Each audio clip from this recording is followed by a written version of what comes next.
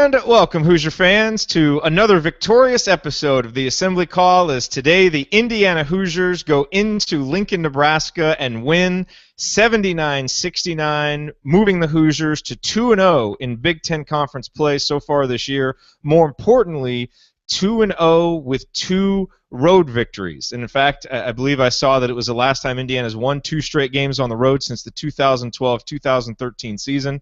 A really, really nice effort from Indiana today in the second half. I have to admit, I came on here at the halftime show, didn't really like what we saw from the Hoosiers over the last 4 or 5 minutes there in the first half, and was a little pessimistic about our ability to make adjustments and play well in the second half, because we have not played well in second halves at Pinnacle Bank Arena. But history was not a predictor of what happened today, because the Hoosiers outscored Nebraska by 13 points in the second half, really did a good job, and we are going to break it all down for you on this episode of the Assembly Call. I am your host, Jared Morris. I will be joined today by Ryan Phillips and Will DeWitt.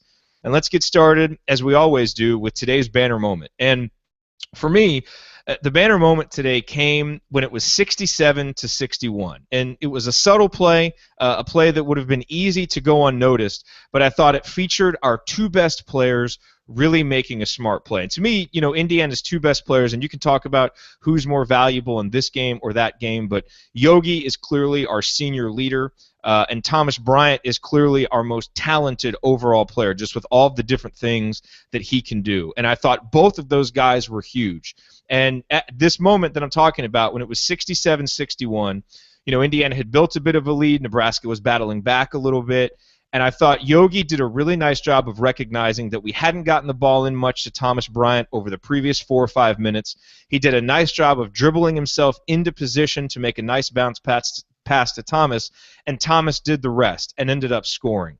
And I just thought it was indicative of those 2 guys and what they did in the second half. You look at Yogi, 24 points, 7 assists. He was 8 of 13 from the field and made a number of big shots in the second half. And Thomas Bryant just continued to be just an efficient monster down low with 19 points, 8 of 10 from the field. That bucket that he made right there pushed it out to 69-61 for Indiana.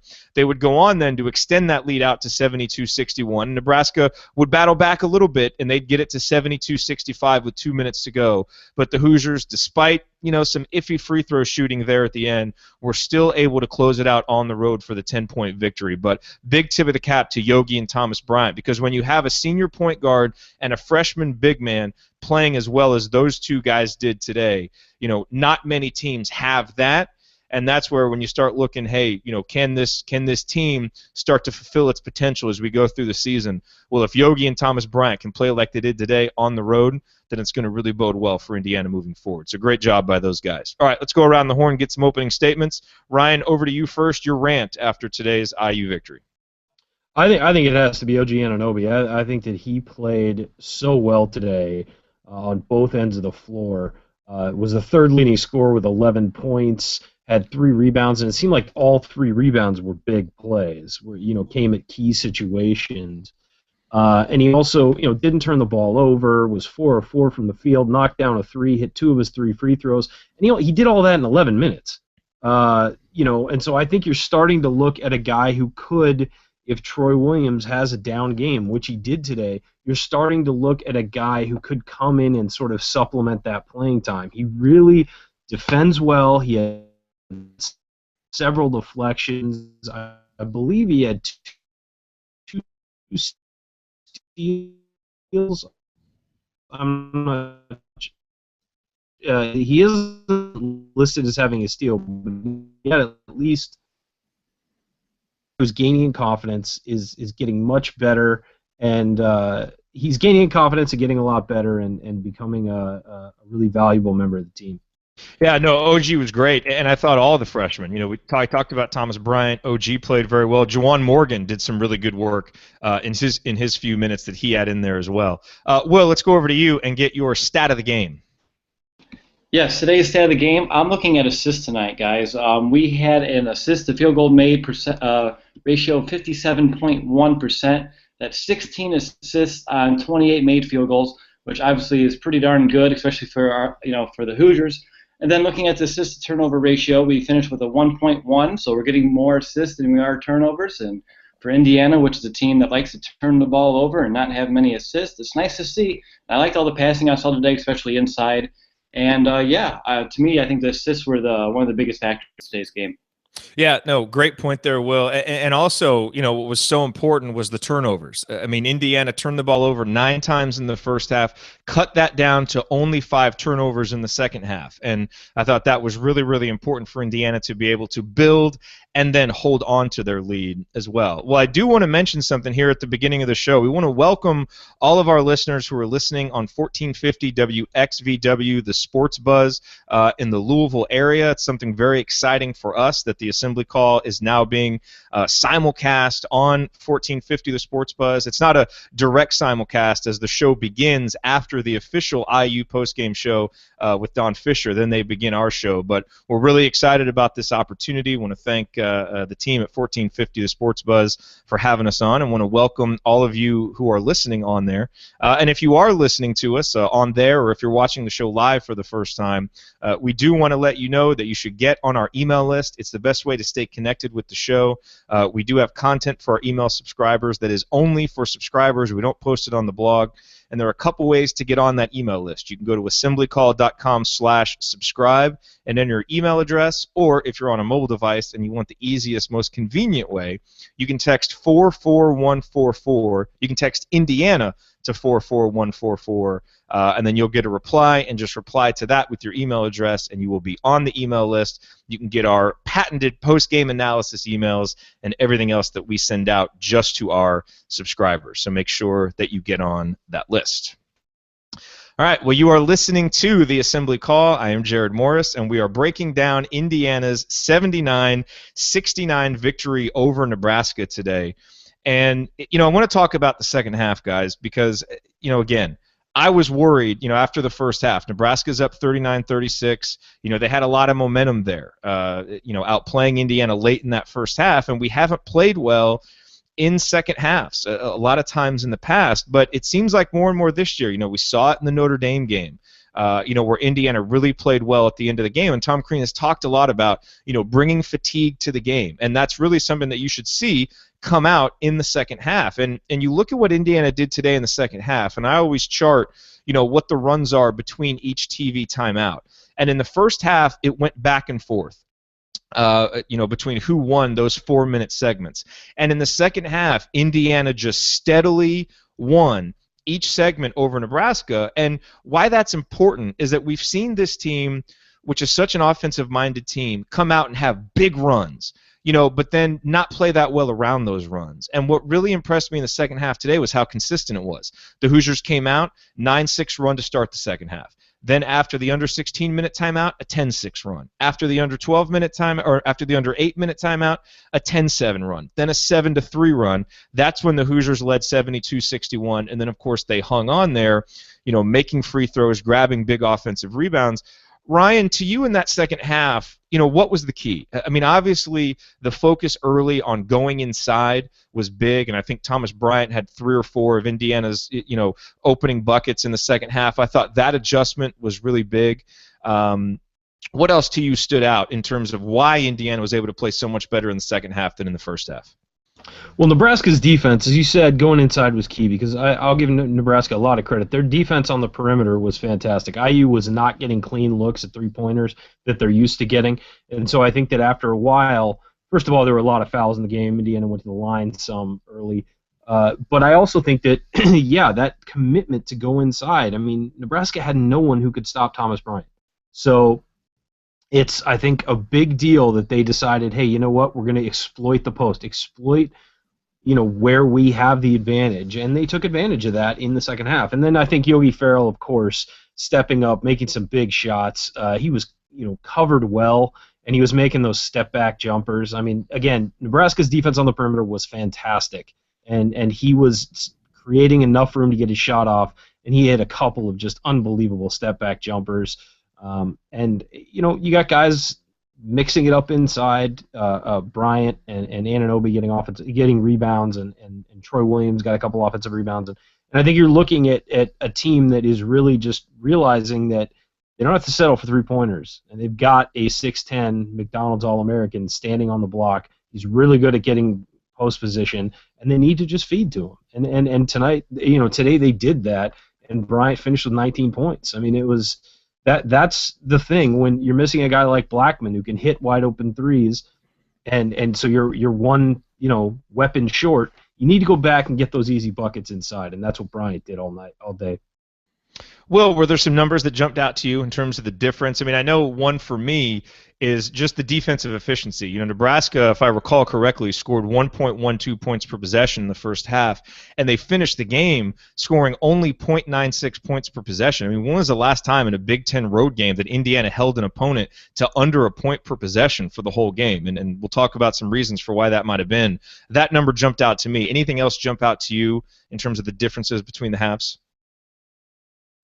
Yeah, really, I just think it goes in, you kind of talked about the turnovers a little bit. Indiana kind of limited those there in the second half. But just looking here at the stats at the second half for Nebraska a little bit, I was pleased to see that we only allowed them to score, 0.789 points per possession in that second half, which, I mean, for us, that's pretty good to see anybody under 1 point. And then I think that goes a lot with OG getting a lot of playing time there in the second half. I thought he's been obviously one of our better defenders, and when you see him on the floor, he's just making those hustle plays, getting into the passing lanes, just making it difficult for the Nebraska offense to kind of do its thing. And that's why I think Indiana, with OG playing that kind of defense, then obviously Yogi doing what he did in that second half, there's no wonder why we just kind of pulled away there.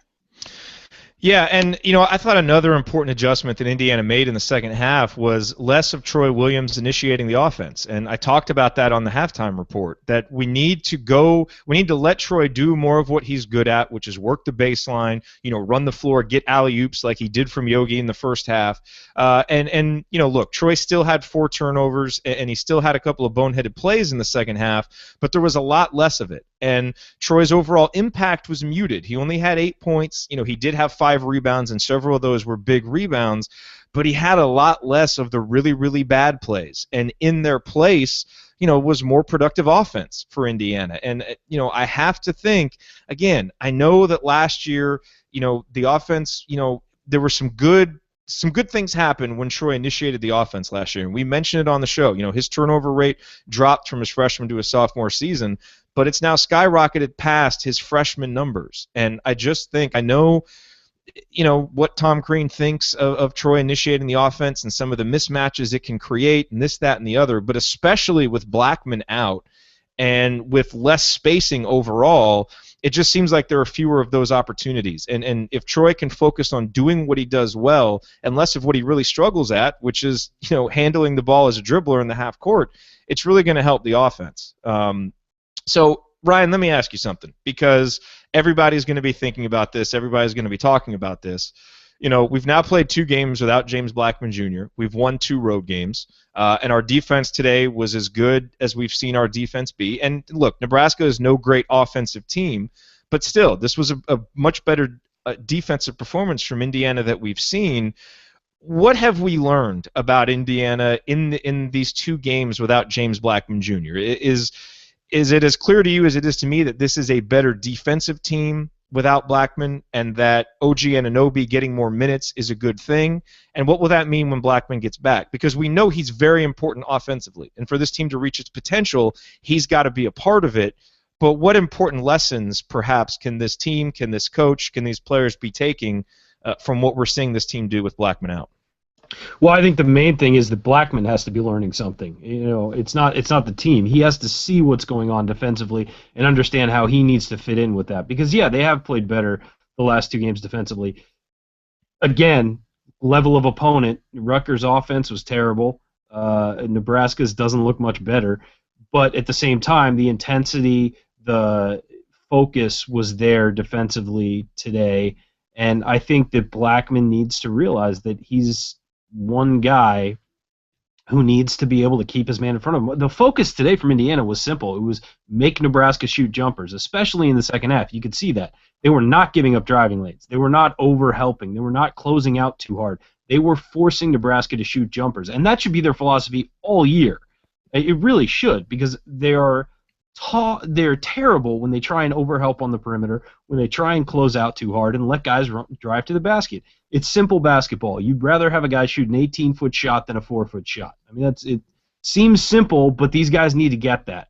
And so, yeah, I think that that was the focus today, and Blackman needs to be aware of that and needs to realize, hey, if I'm not that quick laterally, I'm not that quick going backwards, I need to compensate by not over-closing out and not running past guys.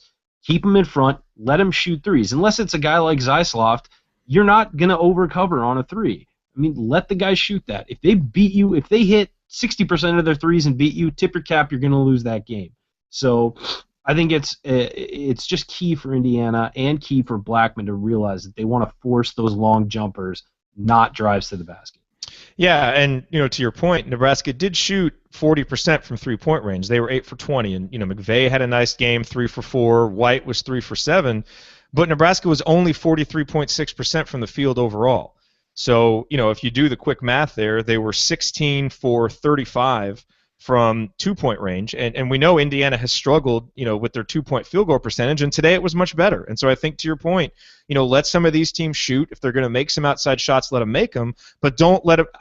Oh my God, I just realized this. So every game, I always, tweet if you're going to let him drive by you, the quote from the famous Bob Knight locker room rant. I didn't tweet that one time today. What the hell? That should have been the banner moment today. I always tweet that at least one time. I just realized that. But it's such a great point because Indiana gives up so many open layups, and today they didn't do it. Now, something else that was important, too, was the job that Indiana did on the glass. And, Indiana didn't do as good a job with the offensive rebounds today. They only grabbed 5 offensive rebounds, which was 16.1%. And for a team that's usually up in the 30s, sometimes even the low 40s in offensive rebounds, that wasn't very good. But they did do a great job of cleaning up the defensive glass. Will, you've got some numbers on that. Yeah, the defensive glass, I mean, we only limited Nebraska of getting, 15.2% of their offensive rebounds. They came in 76th in the country, grabbing 33.7%. So that's pretty good to do that against them. I mean, they only had the 5 offensive rebounds, just like we did. So that kind of just, worked itself out right there. And, Will, something else I noticed, that Indiana was doing a lot in the second half that we haven't seen a ton. And, again, we're getting some different lineups now with James Blackman Jr. out. But what did you think of Max and Thomas Bryant playing together? Because, it seemed like early in the second half they were, and the team seemed to function pretty well. Yeah, I like that a lot. I mean, even though we have all the, offensive firepower that we have, and we can play like the 3-guard set if we need to, but, I mean, geez, it's nice to play big sometimes, isn't it? I mean, those guys can just stay there, and, in the defensive end and just grab those rebounds over and over again. I mean, no one's going to stop them because both, Thomas and Max, their size is, I mean, I like to play with big, but what did you guys think about that? Yeah, Ryan, what did you think of the high-low action when Thomas and Max are out there on the floor together? I think they need to work on it a little more. I think that there was a little, it was a little disjointed offensively. Defensively, I thought it was solid. I liked, again, I do like having the 2 big guys. I think that it can get dangerous when they're not used to playing together, where they kind of defer to each other a little bit on rebounds and things like that. Kind of like, oh, well, he'll get it. And they while they didn't give up any offensive rebounds that I saw when they were in there, you just felt there was a little kind of, they didn't really quite know how to work together there yet. So I'd like to see them, maybe work on that more in practice and bring that to the game. The high-low offensive action, it was there. Brian out on the perimeter at the 3-point line, well, with Bielfeldt posting up. There were some chances for Bryant to throw it in there, but I think he didn't want to force it. It was there was some traffic, but I think that if they could get that going, get that, Bielfeldt on the perimeter, Bryant in the post, and then switch it out and keep dumping the ball in there to each other, I think that would be a good action. We know Bryant can hit a 3 also. It might cause his man, if he's at the top of the key, might cause his man to back off a little to help sort of in the post, and we know he and Bielfeldt could both hit that long jumper. So it forces the defense to play one-on-one on those 2 guys when you isolate them on the same side. So I think it could be successful. I think that it's still in the trial stages because we haven't really seen much of it this year. But, I think that it could work. I don't think it's something you'd go with a starting lineup or anything like that, but I think you could steal some minutes with that in conference play for sure. Yeah, and I think it's something that we'll see, with Blackman out. I think and especially with the success that they had doing it today. In terms of Blackman and an update, I don't have anything concrete, haven't heard anything concrete. I will say, just from listening to Fish on the pregame, some of his comments, if you read between the lines, it sounded to me like this is not going to be an injury where James is going to be back for the Wisconsin or Ohio State game. That's just the feeling I get. Again, I'm not basing that on anything concrete, but it sounded like that, and it sounded like Fish was almost alluding to the fact that Indiana's been kind of slow playing the news, just so that in these early stages, teams have to prepare for James, and not quite knowing if he's going to play or not. But I'm not anticipating him back anytime soon. I mean, I hope so. Because again, while I think we can see, some positive areas with him out, maybe some ways that the team has functioned a little bit better, you're also seeing some struggles where the spacing isn't quite, what it normally is, and guys kind of struggling to adjust with that in the half court. And as well as the defense played today, this is still going to be a team that's going to win games with its offense. But if this team, if James can learn a lesson, if the guys can learn a bit of a lesson about playing better defense and what that can mean, just like we did in a game like today, that could really be important. And, Will, you mentioned something important here in our chat, which is Robert Johnson. And we don't have the president of the Robert Johnson fan club, Andy Bottoms, here today to give us his official comment on Robert Johnson, but we need to talk about Robert. Ryan, because you tweeted out at one point during the game, I saw it, I think, that, Robert looked lost out there. And Robert finished with 3 points. He did have 4 assists, and I will say one positive thing that Robert did, when he wasn't dribbling off guys' feet, is that he really did a nice job of driving into the lane and getting the ball to Thomas Bryant. And so those 4 assists were really nice. He did have 4 boards, but he had 3 turnovers, looked really uncomfortable in any type of situation where it wasn't an obvious pass. I know there was one play, he ended up getting fouled on the play, but he made a nice cut is going towards the rim, and it looked like he could have gone up for a little floater or just a nice little 3-foot shot and didn't even look at the basket and ended up, again, getting fouled. But he seems out of sorts. He's not the same confident, assertive player that we were seeing there for a while. Ryan, what are you seeing from Robert? I mean, is this a case, especially these last 2 games, of him struggling to adjust to the lack of spacing and that creating some of the, his difficulty dribbling through the lane and some of those openings he's used to aren't there, or is it something else? I think that part of it is when he plays, he has the security blanket. When Blackman plays with him, he has a security blanket of knowing, hey, look, I'm the 3rd, maybe 4th option here. I'm going to get better looks because they're worrying about other guys. Now that Blackman's out, I think he's feeling pressure to perform, and we've really only seen this from him in the last 2 games, and those are the 2 games that Blackman missed. He just seems to be questioning himself out there. It's instead of just reacting and just playing solid basketball, he doesn't need to do anything spectacular. He needs to hit open shots when he's open. He needs to drive into the lane, make things happen, pass the ball, keep the offense moving. Just be the solid player we know he can be. He doesn't need to be spectacular, and I think that. Now with Blackman out, I don't think it's a spacing issue because I think that they're covering for Hartman too. Defenses are playing out to Hartman too. I don't think it's a huge issue with that. I think it's just Johnson realizing, hey, now I'm in the starting lineup and James isn't here. I've got to be a guy who contributes points. When really, I mean, we've mentioned this before. He's the kind of guy like Colin Hartman who can have a huge impact on a game without scoring much. Just by being solid, playing defense, moving the ball, making good cuts, making good passes, getting into the lane and finding open shooters or finding Thomas Bryant. I mean, he doesn't have to do too much, and I think that he's now feeling the pressure to do more than he really needs to do. And the last 2 games have not been good. I think his last game was maybe his worst game at Indiana. And then today, he looked uncomfortable the entire game. He stepped into 1-3 and hit it. And it was covered, and it wasn't necessarily a great shot. It went down. Hey, awesome. But he just didn't look confident, and I think that maybe getting back on the home floor is something. But yeah, I just think that so far he has not looked good in conference play, and hopefully he turns it around. No, he hasn't. And speaking of Hartman, it's interesting. Those two guys are starting now. And at the start, one of the big storylines through the first 5 or 6 games of the year was the bench burst that we would see when Robert Johnson and Colin Hartman were coming in off the bench. And almost every game, Indiana would start out kind of even, and those guys would come in, and immediately you'd see a burst. The defense would be better. The team just seemed more active. And Hartman obviously had a nice start in the Rutgers game, making a couple threes. And he had a nice start in today's game. He made a three early in the game. But then there really wasn't much else from him. I mean, he did have that block late, but only 3 rebounds, 1 assist.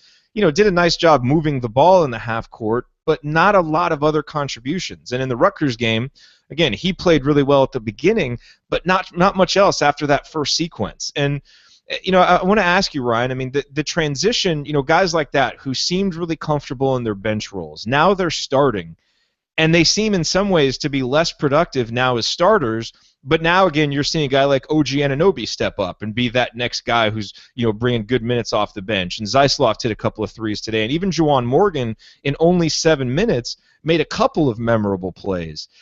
Do you think that could be part of it with those two guys that, you mentioned the pressure with Robert Johnson starting, that they're just feeling that pressure? Is it a slump? Is it the kind of thing where they just seem best suited for the bench? Like, what can we do to get those guys going a little bit? Well, with Hartman, I think we've talked about this before with him, sort of like, well, he's not producing. I think that's just Colin Hartman. Some games, teams are going to forget about him, and he's going to get you 10 points. And some games, they're going to guard him well, like they did today, and he's only going to get you 3 or 4 or whatever. But the thing about Hartman is he's always solid defensively. He made 1 or 2 bad plays today, but I think defensively he was always in the right spot. He got beaten once or twice. That happens throughout the course of a game. It was nothing egregious. And I just think that he's solid at that end, always in the right spot. He's always contesting for rebounds. There was a missed free throw towards the end, and Troy Williams wound up getting the offensive rebound, but it was Hartman who knocked the ball loose to him, and so he's always kind of in there, and it's almost like taking him out or using him off, sending him to the bench when he's not hitting shots is just a foolish decision because you're going to miss out on those solid, plays that he makes during that span.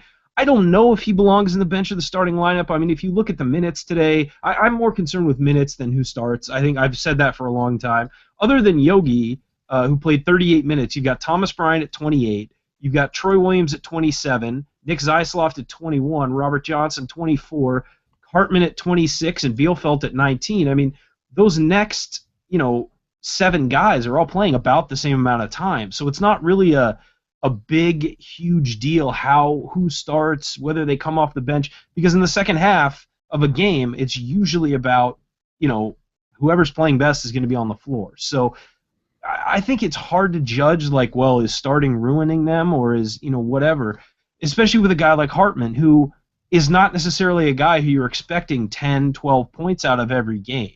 He's more of a guy you expect to do everything else than scoring. Yeah, no, great points, Ryan. I agree with you. So there was an issue that cropped up at the end of this game, and it almost cost Indiana a chance at victory, or it could have cost them if a couple other things had bounced Nebraska's way. We're going to talk about that in just a minute. First, I do want to remind everybody who's listening that the Assembly Call is a listener-supported show. Great moment today. Before I went in to get the show set up, had an alert that we had received a $100 donation to the show, which was incredibly great to see. We're incredibly grateful, for all of your generous support that all of you out there give. We appreciate it so much. It helps us, maintain the chat, maintain our email list, do everything that it takes to keep the show running. It helps us pay for Ryan's sweatshirt. So yeah, there it is. You can't see it if you're listening, but it's got a giant Assembly Call logo on it, and we'll put that up for sale here at some point on the site. But do want to let you know, if you do want to support the show, obviously listening to the show supports the show, sharing the show with your friends supports the show, but you can also go to assemblycall.com/support, and we have a number of ways there that you can support the show monetarily as well, either with donations or with affiliate links, where if you're going to buy IU gear or sports gear, a portion of your proceed of your sales will actually come to support the show as well. So that is assemblycall.com/support, and we greatly appreciate any and all support that you do give to the show. All right, well, I am Jared Morris. This is the Assembly Call, and today we are celebrating Indiana's 79-69 win over Nebraska. This is, it's one of those weird games. When I did my pre-Big Ten predictions on the podcast on the Brink with Alex Bozich and Ryan Carrazza, this was the one game out of Indiana's first 6 that I predicted them to lose. But after how we played in that Rutgers game, I just had a feeling that we were going to come out and play well today. I thought it this morning. I tweeted it out that I thought we would play well. I predicted an 11-point victory, and we won by 10. And so it was really nice to see. Nice to see the Hoosiers bounce back with a good performance. But there was a little bit of an issue there at the end of the game. And, we saw this creep in at the start of the year, and we kept saying, nah, this team's good at that. This program's always been good at that. But I think it's starting to become a bit of an issue, Will, and that is free throws. Talk to us a little bit about free throws and some of these numbers that are concerning. Yeah, well, I've been talking about free throws here throughout the whole season, and everyone thought it wasn't an issue. But now I'm excited that you guys are actually starting to understand that this is becoming a trend that we need to kind of pay attention to, because each and every game, it seems like we're missing a lot more than we should. But I think we came in making 69% of our shots, and today, in the first half, we did all right, 6 of 9, 66%, all right. But then, like you guys said, with the game on the line and, just down the stretch, 8 of 14, people just weren't making them. You just got to make the shots. There's not too much just to talk about it, but you just got to make the darn free throw, because it's the easiest basket to make, and I don't know why a team of shooters can't make an easy, shot. Yeah, and I'm going back through right now, just looking back at some previous seasons in KenPom, and Will, like you said, we entered today's game 69.4% from the line, which was 163rd in the country.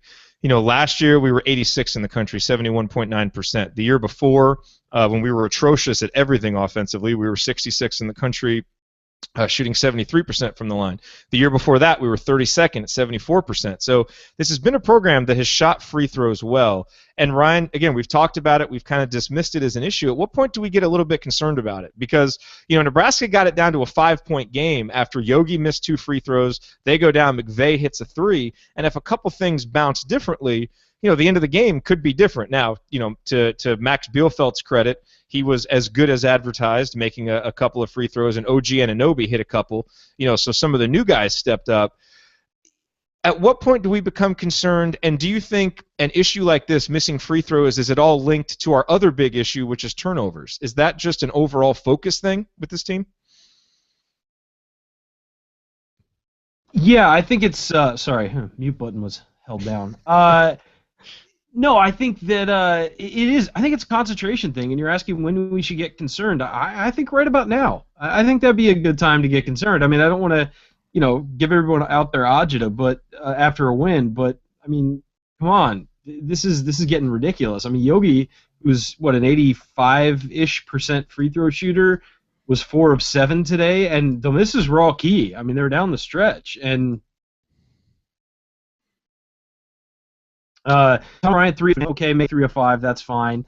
But then you got guys like Robert Johnson, who's a guard who was one of the highest percentage 3-point shooters in the nation, 0 of 2. Bielfeldt did go 4, which helped, but overall as a team, 14 of 23. That's 9 points you're leaving on the board in a close road game. You left 9 points on the board. You're going to miss a few, understandable, but you cannot leave that many points on the board, and especially with how early Nebraska got in the bonus in both halves, they missed like 3 front ends of 1-and-1. So that's 6 points you leave on the board, and it's a concentration issue. Everybody knows how to shoot free throws. There are no Shaqs on this team. There's no DeAndre Jordan. These guys know how to shoot free throws, and they're just not focused, and they're not making them. And that needs to change, and it needs to change in a hurry, because there are going to be games that come down to that. And there are going to be games where if you leave 9-10 points on the board, you're going to look back on it and kick yourself.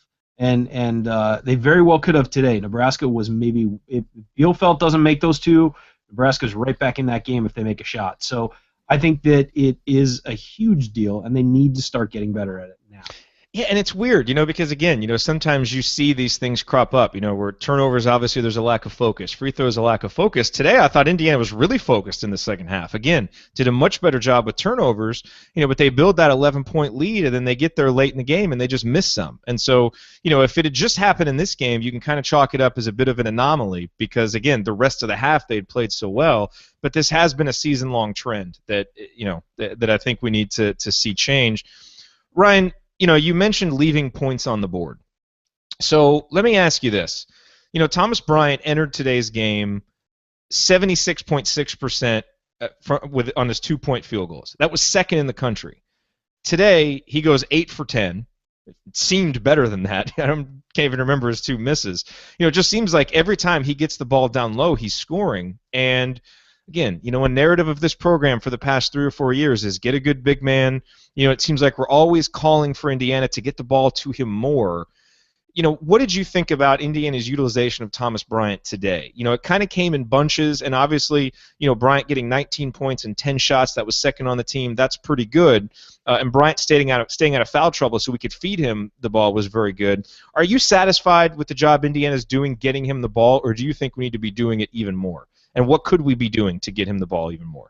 Well, I'll say this about Thomas Bryant. He was definitely well rested after fouling out in 6 minutes against Rutgers because he came out kind of on fire early in this one. I think that was – I mean, I know that the concentration was in the second half of really getting him the ball, but I thought early they really went to him. And he ran the floor well. They found him. There were a couple times he was open, and guys also turned the ball over trying to throw it to him. So there's that. And then I think early in the first half there were a couple times he backed guys down, had a one-on-one, and then – tried to kick it out. And really, I know he doesn't want to be selfish. He's a freshman. He's still learning. But if there's just one guy guarding you and you are Thomas freaking Bryant, take that guy immediately. You don't kick out unless there's a double team coming. And I'm sure the coaches are on him about that because he didn't do that in the second half. He doesn't need to kick the ball out if there's somebody else, if it's not a double team and it's just one guy guarding him. Because he can beat every guy in this conference. I mean, pretty much, for the most part. He's going to beat those guys. So I think that, yeah, their utilization today was much better. And I think it's developing. I think guys are looking in there more. He's very good at getting post position. We've said that since the beginning. He's much better than Cody Zeller was at the same time in his career. He's much better than Noah Vonleh ever was and even is now in the NBA at finding good post position, making himself available. And I think guys are really starting to look in there more. If you notice, the guys who always look in there are his classmates, his freshmen. Every time they get the ball, they're like, oh, Thomas. And Bielfeldt, too, looks in there. Hartman's getting better at it. You're seeing Yogi do it a lot more. He had a couple great post entries today. So I think it's definitely something that's being emphasized, and you're starting to see guys really start to look there. And I think that's a positive because, like you said, dude makes like 75% of his shots in the post. I mean, we need to keep feeding him. And so I think it's great. And if you're Bryant, the one thing to remember, and hey, listen, I know there are lots of kids out there listening to the show, of course. If you're a big man, run the floor. You will get easy baskets if you run the floor. And Bryant did that today for a nice finish. But run the floor. Get down there because other guys aren't expecting somebody your size to outrun them down the floor, and he did that. So yeah, I think it's getting better, and they're really focused on it, and they're really trying to get the ball into him, and they know what he can do down there. I mean, we already know after half a season, we know what he can do.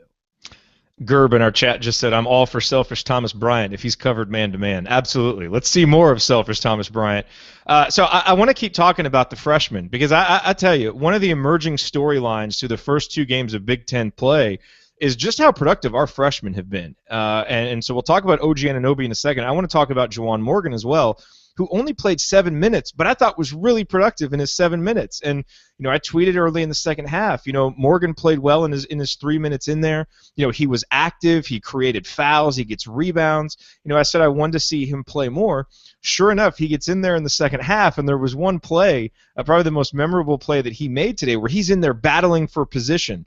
And, had his man sealed, but I'm thinking, Juwan, no one's you haven't yet earned, people throwing it to you in the post yet. And, but he was relentless. He's battling for position, and he did get the ball. But what was great to see is by the time his teammates found him, he had lost position, but he knew immediately what he was going to do with the ball, and he rifled a pass over to Nick Zeisloft, who was over on the right wing.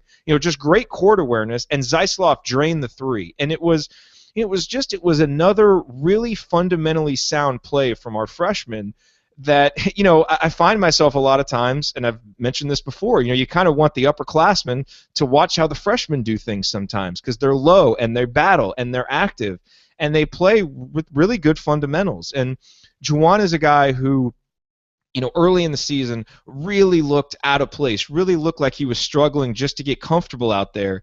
But now that he has, he's coming in, and in the 6-7 minutes he's getting a game, he's coming in and being productive. And we need that to continue. And OG, of course, is the guy that everybody is taking notice of. And, just another really solid performance from him today. Will, I know you have a couple of numbers on OG that you want to point out. Yeah, from a tweet from Justin Albers, in 13 non-conference games, OG had 24 points, 21 rebounds, 10 turnovers, 4 steals, and only 1 3-pointer. But in these first 2 conference games, 19 points, 10 rebounds, 0 turnovers, 4 steals, and 3 threes. So obviously his confidence is headed in the right direction at pretty much the perfect time of the season. It's nice to see him stepping up here once we hit into Big Ten play. Yeah, and Ryan, you wanted to talk about these guys too. Yeah, I mean, that play by Juwan Morgan, and I was raving about it on Twitter because I'm sort of an old school, love seeing that post opposite side pass. He worked his butt off to get that position, and as soon as he caught it, and it's almost like Nebraska's defense for really the first time that day made a serious mistake. They went to double the post, probably thinking he's a freshman who's not playing much. We can try and go for a steal here. They went to double, and as soon as the guy took the first step to double him, he rifled a strike to Zeisloft, who hit the three. And that's just perfect court awareness. I mean, it's getting the ball and realizing, okay, I've got options here. I don't have to do only one thing. I've got options. He had Thomas Bryant near him. He had, he could throw it back to the guy who threw it into him, or you look opposite wing for the three-pointer. And he knew exactly where he was going, caught it, saw the movement, boom, read the defense. It's like a quarterback reading what a cornerback does on a play. If he gives you the outside, you go outside. If he gives you the inside, you get inside. He read it perfectly, and that was just one thing. I mean, I know it's one play in a game where a lot of stuff happened, and we're going on and on about a guy who played 7 minutes. But the fact that he has that level of court awareness bodes really well for his future. It's one play, but it's one play that indicates that he and a guy like Anunoby know what they're doing and can come in and help. And it's good that these guys get to be freshmen. I mean, we've had a couple years where the freshmen have to play a ton and have to be involved, and immediately these guys are coming off the bench and just playing basketball and giving what they can give. And it's really starting to show that they're gradually coming along instead of being thrown into the fire immediately. And so I really like to see that, and I think we're going to see Morgan play some more over the next couple games, and I think we're going to see Anunoby keep seeing his minutes increase, because he was a straw that stirred the drink for a lot of game today. I mean, he was the first guy I wanted to talk about because of what he did today. So it's great to see both these guys growing at a steady pace, not up and down, not sideways. We're seeing a steady growth from each of them.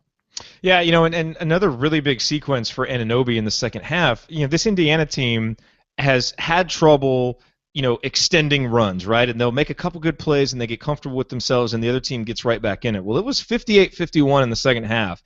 And OG made a great move. We haven't seen him a lot create in the half court, either for himself or for others. He's typically getting offensive rebounds, or just finding himself open under the basket, getting a pass, getting a bucket. But he was much more aggressive today. And he had a play today. I think he took it all the way from the left wing in and dunked it. And then on the very next play, he got a steal and a bucket, and that pushed the lead out from 58-51 to 62-51. And Ryan, I want to talk real quick about OG's defense, because it was very noticeable to me. In the first half when he came in, he was put on Andrew White, and Andrew White entered this game for Nebraska as their one player, with decent usage, who had an O rating of above 120. I know Siobhan Shields is their headliner, but White has really been their most effective player. He's a 40+% shooter from three-point range. Really a guy that they want to get going. And the coaches put OG on him. And, I know OG gave up 1-3 to White in the first half, and, there are times that he's not great at getting around screens and will get lost a little bit. But for the most part, and not just for a freshman, but just for any player, he's pretty good on defense. I mean, I think he's in the right spot a lot of times. He's a good rebounder. He's one of our best at anticipating passes, getting in passing lanes, and getting steals. What are your thoughts on OG from a defensive standpoint? Because to me, when Indiana plays its best defense a lot of times, I look up and OG's out there. Well, Anunoby, when I was scouting him to talk about him after he committed, I was scouting him to talk about him on here. And the thing that stood out to me is he's absurdly athletic. He really is a very athletic young man, quick, has absurdly long arms that are almost comically long, and he has all the tools you want from a defensive perspective. The thing is about him that I love, though, is he gets down. You mentioned this. He gets down in his stance. He looks like he relishes playing defense, and that's the thing, is if you're a really athletic guy and you can't play defense, there's a problem. I mean, it was like Victor Oladipo. He stepped on campus. He was good defensively because of how athletic he was. Then he worked on it and got to be a stopper, got to be a brilliant defender. If you're that athletic and you can't play defense, it's a focus issue. It's just a desire issue. And he's already a good defender. He could be that next level type guy, just an outstanding defender as he works on it. He's still growing into his body. I mean, he's 6'7" and all arms and legs, but he has those defensive instincts, and so it's going to be great to see him grow. And he's got a great attitude. He buys in. He is aggressive defensively, but he's not stupid with his aggressiveness. He doesn't run out for a steal just to run out for a steal. He times things. He looks like he knows what he's doing and has a great understanding of what everybody else is doing or where they need to. And so when his offense catches up to his defense, if he can put that same level of he can be that instinctual offensively, he's going to be a great player for Indiana, and he's going to be a guy who's here for a while. So we'll hopefully see him continue to grow. But right now, defensively, I have zero concerns about him. I mean, he's a freshman. He'll get beat from time to time. That happens. That's not, a big deal. It happens. Everybody gets beat from time to time. So, when you're only playing 11 minutes, it's going to be more glaring when a guy hits a three over you or drives by you or makes a cut. But throughout the course of a game, that happens to people. What's great to see about him, though, is how little those mistakes happen. He looks like he's in the right place at the right time a lot. Our buddy Chuck on Twitter, and I have the good pleasure of exchanging emails with Chuck throughout the week about IU, one of the most passionate IU fans I know, recalls that on that White three, the screener basically tackled both defenders and there were no calls. So Chuck sticking up for OG there.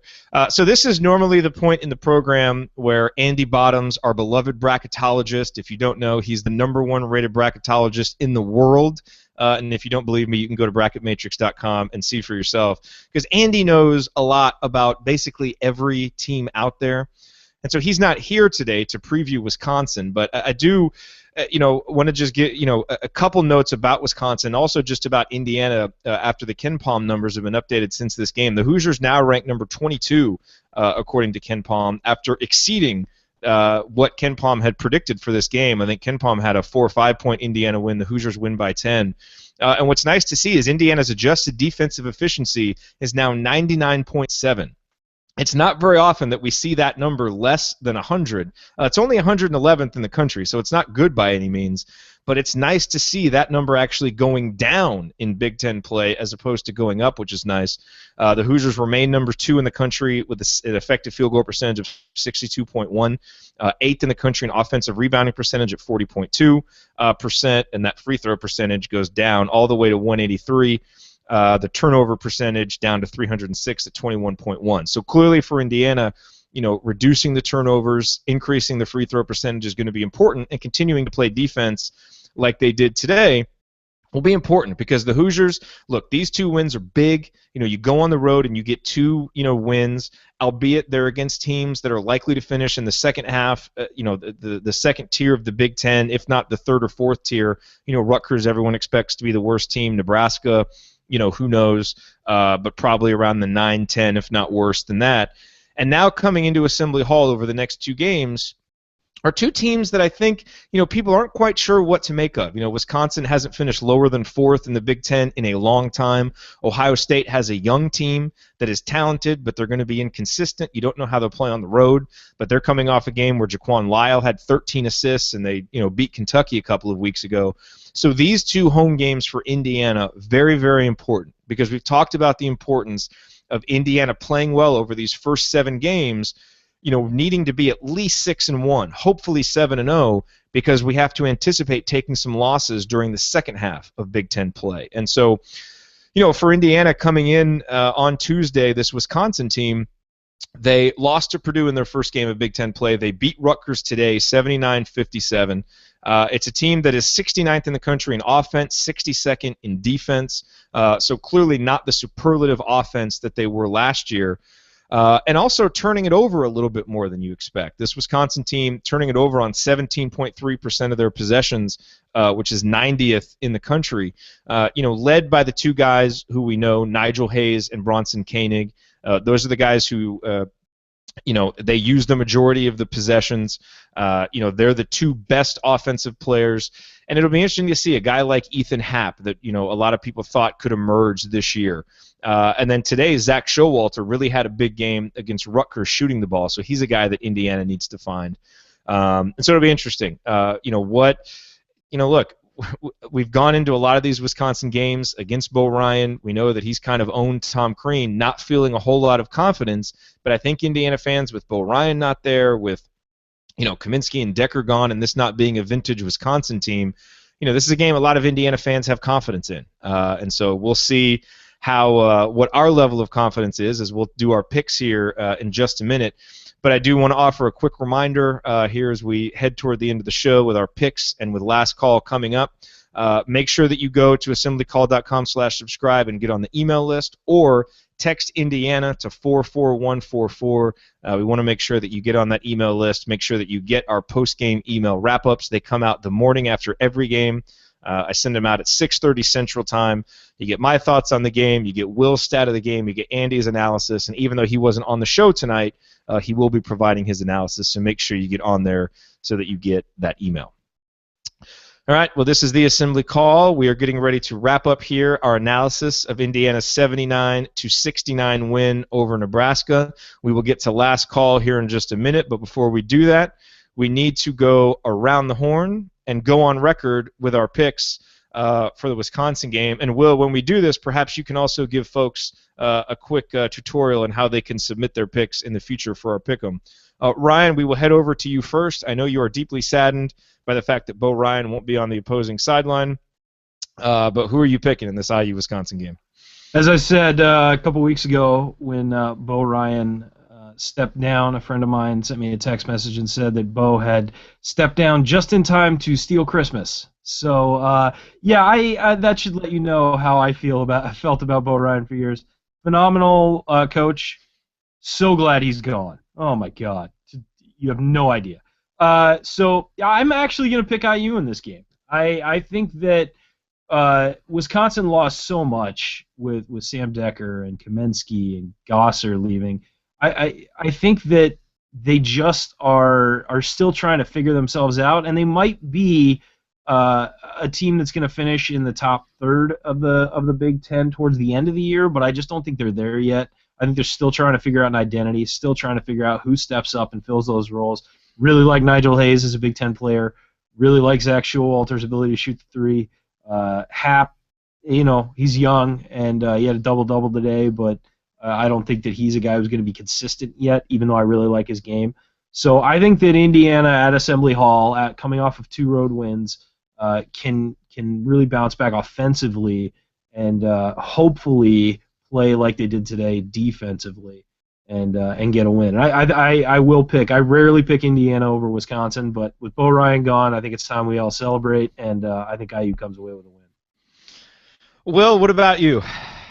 Yeah, I'll go on record here and say Wisconsin as well. I'm feeling pretty confident after back-to-back Big Ten road wins. That's pretty cool. Whoa! Wisconsin as well. Ryan picked Indiana. I picked Indiana. Oh, I meant to say beat Wisconsin. I thought. Slip of the tongue. Maybe it was a Freudian slip, but I'm gonna say slip of the tongue. I'm at Indiana, so let's all back off. So we're all good. All right. Okay. We'll All right. give you a mulligan on that one. I was looking at the word Wisconsin. That's what I'm gonna say. But yeah. Anyway, I'm gonna go ahead and say Indiana. I'm feeling good after back-to-back Big Ten road wins, like I said. But anyway, if you want to get a part of this, just go to assemblycall.com/picks to take part of this challenge. All our fans take part of it, and the winner at the end of the year, whoever picks the most games correct, is going to get some cool IU merchandise. For today's game, we had 85 people submit their picks, so to those 85, thank you very much. I know it was kind of short notice with the email coming out yesterday, but we plan on getting it out a little bit sooner. And if you don't see the email, just go to assemblycall.com/picks to submit your pick for each game. Absolutely, yeah, and I'm picking Indiana. I mean, I like Indiana at home. This Wisconsin team, they worry me a little bit just because we've seen Bronson Koenig be a guy who hits big shots. But I don't know that Nigel Hayes has really, Ryan, you talked about Robert Johnson maybe struggling a little bit, feeling the pressure with James Blackman Jr. out. And, I wonder if Nigel Hayes is feeling a bit of that pressure now being the go-to guy with Kaminsky gone and Decker gone. And, he hasn't quite been the same player. He's shooting less than 30% from three-point range. Koenig's only shooting 37% from three-point range. Happ has yet to really step up and become that next, really good Wisconsin offensive player. And so I still like Wisconsin going forward, as a good Big Ten team that will compete, for a fourth, fifth, sixth, position in the conference standings, but still early in Big Ten play, feeling out a new coach, still kind of, guys trying to fill out their roles, it seems like, which is going to happen. Look, we saw after Indiana lost so many great players in 2013, how that 2014 team really struggled, guys trying to step up into new roles. And I see that some with Wisconsin. And so with Indiana at home, coming off this really nice performance against Nebraska, I like the Hoosiers' chances. And again, go to assemblycall.com/picks. Even if you didn't get your pick in for IU Nebraska, it's okay. You only missed one game. You still have plenty of time to catch up. And plus, a lot of people picked Nebraska to win this game, and they're not going to get any points. And so you can come in and still have a chance to win. And plus, it's just fun. Will have the standings up there sometime in the next, 24 hours. And so you can see how you're doing. All right, well, with that said, let's go around the horn. It's time for last call, our final thoughts on this Indiana victory over Nebraska. Mr. Phillips, we will go to you first. Yeah, I think it's look. There were problems with both of these first two Big Ten games, but Indiana came out with 2 road wins. I know, again, adjust for opponents. I mean, don't get temper your excitement for that. But at the same time, 2 road wins early in the season in the Big Ten is enormous, and the team is 12-3 right now. It's been a long time since Maui. It doesn't feel like it's been a long time since Maui, since I'm still having the nightmares from that trip. But at the same time, it's been a while, and the team is clearly grown. I think the defense has gotten better. As I've been saying all year, it's better but not fixed. And I thought today they showed real heart in digging down on the road, being down at halftime, struggling in the first couple minutes of the first half, of the second half, and really digging themselves out of a hole and playing well. And look, folks, I'm going to say this. I've said this a lot this year, but enjoy Yogi Ferrell while we can. I thought he was phenomenal today, and sort of single-handedly pulled Indiana back into the lead of this game with some truly terrific shots. And he's had, as far as the team's results, he's had an up and down career. But personally, the guy is going to go down as one of the better point guards in Indiana history, and you're watching Indiana history every time he's on the floor. So really enjoy that for the next couple months. Regardless of results in games, enjoy watching him play, because we won't, see another one like him for a while, and he's going to walk away with some pretty high on a lot of all-time lists for Indiana, and I think we're lucky to get to watch him. Will, last call. I'm just excited to see what we're going to do with these couple wins here, maybe build on this momentum. Hopefully the freshmen continue to progress on that steady incline like Ryan talked about earlier in the show. Hopefully they kind of learn how to limit the turnovers like they did in the second half today. Only 6 turnovers in that half. Hopefully they can continue to do that. But I'm just excited to see what's happening. This is the first time we've had back-to-back road Big Ten wins since the 2012-2013 season. So it's something to be proud of. Like Ryan said too, adjust for opponent, but still something to be proud of nonetheless. But I'm just excited about what we're going to do here against Wisconsin. Yeah, Ryan, you mentioned something there about Yogi, and you're so right. And I forgot to mention earlier, I've called at times this year for Yogi to be more aggressive offensively, and I thought it was going to be important for him to do that with Blackman out today, and I thought he really did that. In times when Indiana needed a bucket, he stepped up. It was 39-34, and it looked like Indiana was going to take a 5-point deficit into halftime, and Yogi stepped up, made a long two, to give Indiana a little bit of momentum, which according to the announcers, Tom Crean was really fired up about it. And I think he had a right to be, because I thought that was a big play for a leader to step up and make and say, here, get on my back. I got this possession. Let's go in with a shred of momentum. And then Indiana carried that momentum right into the second half, and that step-back three that Yogi made was huge. And time again, he came up in the second half, didn't turn the ball over as much. And so I thought he was terrific and a big key. And we need Yogi leading us if we're going to win on the road in the Big Ten. And now we have 2 road wins in Big Ten play already. And I know the competition hasn't been great, but there is literally no better position you can be in Big Ten play than 2-0 with 2 road wins in your back pocket. And for a program that has really, really struggled on the road, I mean, and it hasn't just been against top 25 teams that Indiana struggled against on the road. It's been against everyone that we've struggled against on the road. To come out and win these 2 games, it's going to give this team confidence going on the road in the future. And more than anything, it builds some positive momentum heading into 2 home dates against teams that could beat us if we're not ready to play. But now I feel a lot better about our chances with these 2 wins and just the momentum that we've been building ever since that Duke loss. And so, nice job by Indiana today. It's nice. I thought the Rutgers win, you win, but none of us are really excited about it. Even going back to the Kennesaw State game before then, I remember, the headline of the email was something like unimpressive 27-point victory. And it's nice to have a victory like this where we feel good about it. A lot of good things happened. We're not spending the majority of the time being negative. This was a good, positive win, a good performance from Indiana. Excellent job. But my final comment today, I'm looking on Twitter right now, and obviously there's a big moment happening in Mackey Arena with Rick Mount coming back, being honored by Purdue. One of the legends of Purdue basketball hasn't been back, finally came back. And I think Chronic Hoosier sums it up really well here, saying, I'm past the point of believing it'll ever happen, but if RMK came back to Assembly Hall, pretty sure they'd have to cancel the second half. Endless ovation.